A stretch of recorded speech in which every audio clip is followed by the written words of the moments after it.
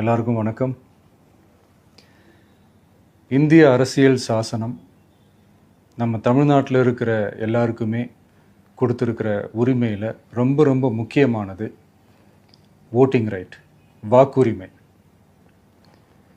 ஒரு மனுஷன் உயிரோடு இருக்கான்றதுக்கு அடையாளமாக இருக்கிறதுல அவனோட ஓட்டுரிமை ரொம்ப முக்கியம்.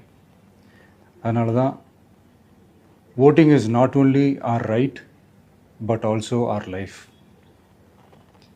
ஒரு முக்கியமான விஷயத்தை பற்றி இப்போ நான் உங்ககிட்ட ஷேர் பண்ண போகிறேன். இது நான் ஃபஸ்ட்டு கேள்விப்பட்ட உடனே எனக்கே ரொம்ப ஷாக்கிங்காக தான் இருந்தது. இப்போ நான் பேசிகிட்டு இருக்கிற இந்த நேரத்தில் தமிழ்நாட்டில் இருக்கிற நம்ம யாருக்குமே ஓட்டு போடுற உரிமையே இல்லைன்னு சொன்னால் நம்புவீங்களா? நான் நீங்கள் உட்பட யாருக்குமே அது இல்லை. நான் பயமுறுத்துறேன்னு நினைக்காதீங்க, அதுதான் நிஜமும் கூட. கொஞ்சம் ஏமாந்தால் நம்மளை மாதிரியே இன்னும் லட்சக்கணக்கான பேருக்கும் இதே நிலைமை தான். ஓட்டு போடுற அந்த உரிமையே இல்லாத மாதிரி ஒரு நிலைமை வந்தாலும் வரலாம். இதுக்கு மெயின் ரீசன் அந்த எஸ்ஐஆர், ஸ்பெஷல் இன்டென்சிவ் ரிவிஷன், சிறப்பு தீவிர திருத்தம். இப்போது இந்த எஸ்ஐஆர் நம்ம தமிழ்நாட்டில் எப்படி ஒர்க் ஆக போகுது?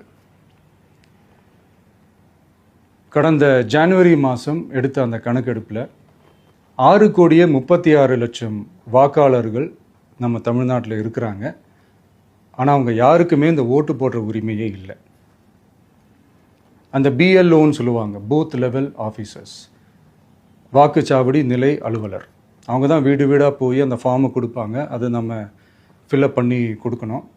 அதை தேர்தல் ஆணையம் அதை எடுத்துகிட்டு போய் அதை ஸ்க்ரூட்டினைஸ் பண்ணி அது எல்லாமே கரெக்டாக இருக்கான்னு செக் பண்ணி பார்த்ததுக்கப்புறம் அந்த வாக்காளர் பட்டியலை வெளியிடுவாங்க. அந்த வாக்காளர் பட்டியலில் நம்ம பேர் இருக்கணும், அப்போ தான் நம்மளால் ஓட்டு போட முடியும். அந்த புது பட்டியல் வர்ற வரைக்கும் நம்ம வாக்காளர்களான்றது அது உறுதியே செய்ய முடியாது. இன்கேஸ் அந்த புது பட்டியலில் நம்ம பேர் இல்லைன்னா அது ஒரு தனி ப்ராசஸ், அது ஒரு தனி ஃபார்ம், அது ஒரு தனி கிளைம்ன்ற மாதிரி அது ஒரு வேறு வேலை.